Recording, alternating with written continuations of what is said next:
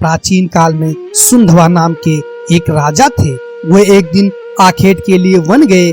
उनके जाने के बाद ही उनकी पत्नी राजस्वला हो गई। उसने इस समाचार को अपनी शिकारी पक्षी के माध्यम से राजा के पास भिजवाया। समाचार पाकर महाराज संधवा ने एक दोने में अपना वीर निकालकर पक्षी को दे दिया। पक्षी उस दोने को राजा की पत्नी के पास पहुंचाने आकाश में उड़ता चला। मार्ग में उस शिकारी पक्षी को एक दूसरी शिकारी पक्षी मिल गया। दोनों पक्षियों में युद्ध होने लगा। युद्ध के दौरान दोनों पक्षी के पंजे से छूटकर यमुना में जा गिरा। यमुना में ब्रह्मा के शाप से मछली बनी एक अप्सरा रहती थी। मछली रूपी अप्सरा दोने में बहते हुए वीर को निगल गई तथा उसके प्रभाव से वह गर्भवती हो गई। गर्भ पूर्ण होने पर एक निषाद ने उस मछली को अपने जाल में फंसा लिया। निषाद ने जब मछली को चीरा तो उसके पेट से एक बालक तथा एक बालिका निकली। निषाद उन शिशुओं के लेकर महाराज सुंधवा के पास गया। महाराज सुंधवा के पुत्र न होने के कारण उन्होंने बालक को अपने पास रख लिया, जिसका नाम मत्स्य राज हुआ।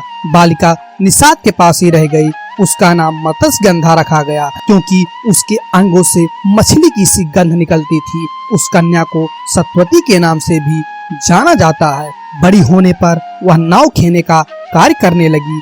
एक बार पराशर मुनि को उसकी नाव पर बैठकर यमुना पार कराना पड़ा। पराशर मुनि सत्यवती रूप सौंदर्य पर आसक्त हो गए और बोले, देवी मैं तुम्हारे साथ सहवास करना चाहता हूँ। सत्यवती ने कहा, मुनिवर आप ब्रह्मज्ञानी हैं और मैं निषाद कन्या, हमारा सहवास संभव नहीं है।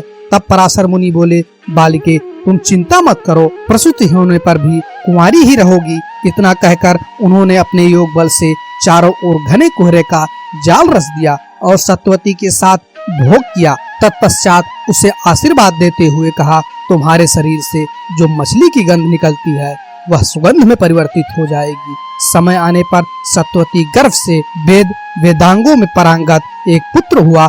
जन्म होते ही वह बालक बड़ा हो गया और अपनी माता से बोला, माता तू जब कभी भी विपत्ति में मुझे स्मरण करेगी मैं उपस्थित हो जाऊंगा। इतना कहकर वह तपस्या करने के लिए द्वैपायन द्वीप चले गए। द्वैपायन द्वीप में तपस्या करने तथा उनके शरीर का रंग काला होने के कारण उन्हें कृष्ण द्वैपायन कहा जाने लगा। आगे चलकर वेदों का भाष्य करने के कारण वह वेदव्यास के नाम से विख्यात हुए। अगर ये कहानी आपको अच्छी लगती है प्लीज लाइक करें, शेयर करें और इस चैनल को सब्सक्राइब करके अपने भाई का सपोर्ट करें। Thank you. जय माता दी, जय श्री कृष्णा, जय हिंद दोस्तों।